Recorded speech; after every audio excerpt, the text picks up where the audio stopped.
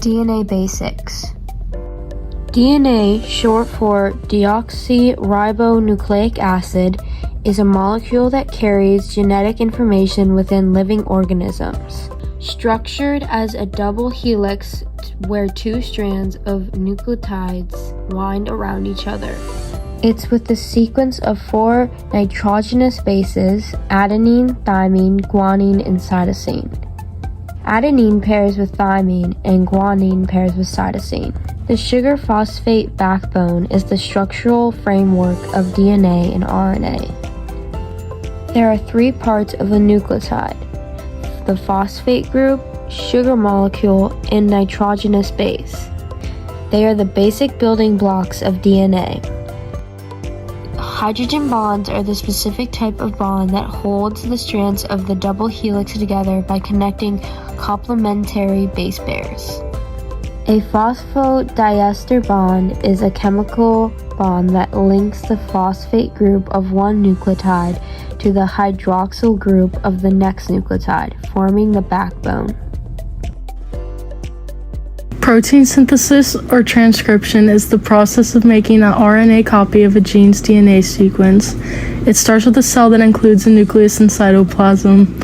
Going inside the nucleus, a DNA strand is unwinded by a helicase, creating a replication fork where RNA polymerase can transcribe the DNA sequence into mRNA by adding complementary RNA nucleotides, which are all the same except for uracil, which replaces thymine.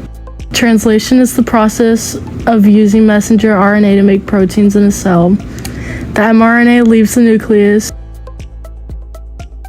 A ribosome then attaches to the mRNA. A codon is a sequence of 3 RNA nucleotides that corresponds with a specific amino acid.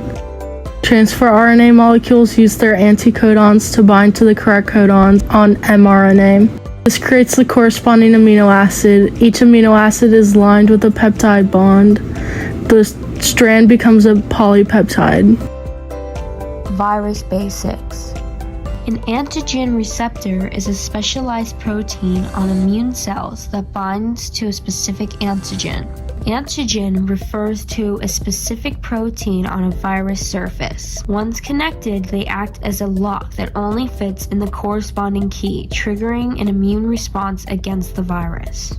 In some cases, viruses can enter a cell by attaching to its receptors. When a virus gets inside, it goes into the nucleus where it is replicated so many times it can cause the cell membrane of the host to rupture. Those viral copies then leave the cell and go infect other cells.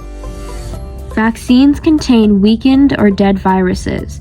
This is enough to convince the immune system that a real invader got in. Once the right antibody is found for the virus, it makes many antibodies for that virus. If your body meets the real virus, your immune system will remember it and get rid of it before you even know it's there. Okay, love you guys. Don't forget to smile.